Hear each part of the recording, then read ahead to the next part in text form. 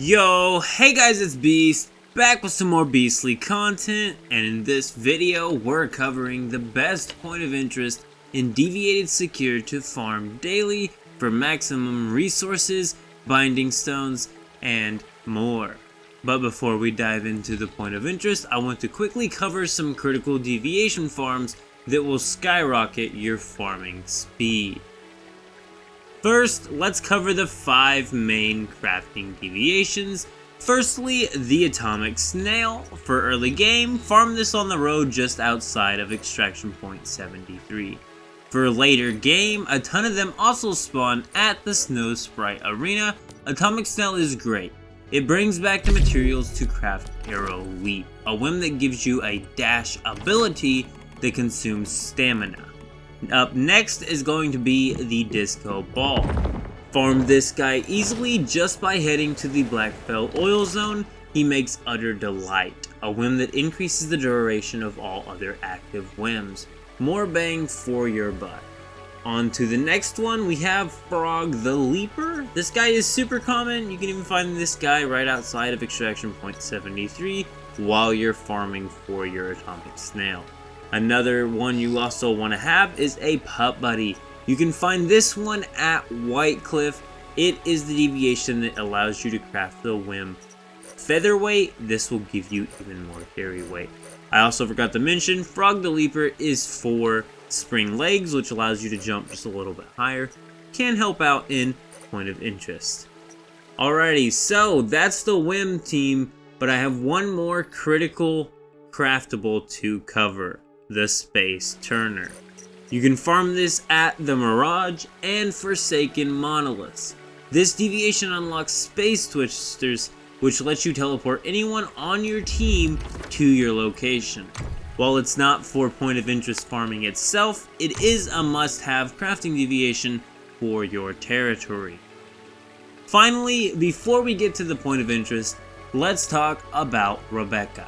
If you've beaten the Snow Sprite Arena, got the Xeno's gift box from early access, or just have a Rebecca, you need to use her. Here's what she does. Her skill grants immortality for 10 seconds.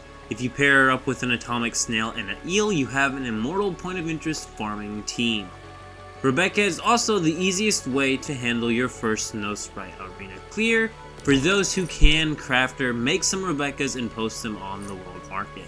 It's an easy EL hustle, and it helps players still struggling with their first clear of Snow Sprite. Most of us early access got our first Rebecca from the Xeno's gift box, which is how we beat the Snow Sprite before S-Class mutation crafting. Alright, let's get into the point of interest locations. I know there's more we could cover, backpack expansions, 2-perk disassembly benches, and etc. But let's jump right into the must farm spots. We're skipping tier 1 through 3. This guide is focused on tier 4 and 5 materials and getting tons of binding stones fast. Your first stop, both Mooseville and Mooseville Factory are great options for tier 4 materials and a good number of binding stones. I highly recommend starting your daily farm with these two. You can also hit for obsidian. It is optional for this speedrun guide, but it's still great for binding stones and tier 4 materials. Up next, Wishland. At first glance, you might think Mr. Wish's arena blocked it all off, but the rest of the point of interest is still farmable. Don't use the front gate, instead drive in from the side and jump in through the mountains to get to the rest of the area. That front portal can't stop you if you come in from the mountains. My personal route, I farm the front gate area, jump the ledge to hit the large number of dumpsters, then head back towards the front, hitting the dumpsters away. That's a quick run. But keep in mind, there's more loot to be had, including the mystical crate, if you just keep making your way into this cave. Up next, Hive Rail. I'm going to show you the best way to start this run. Instead of TPing close to Hive Rail, go to this gem. Follow the road down to the location I have marked. You'll see a zipline system that takes you right over Hive Rail. From here, you can leap down to the very back of Hive Rail and run it from front to back.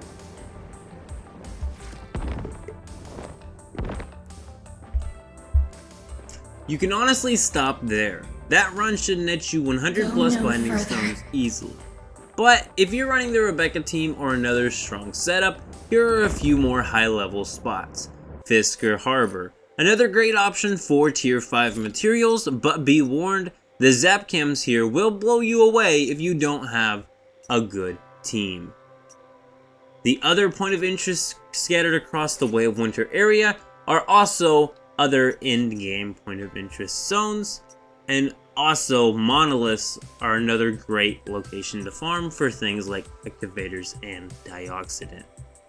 And that's the route, a quick high yield farm for your most important daily materials in Deviated Secure.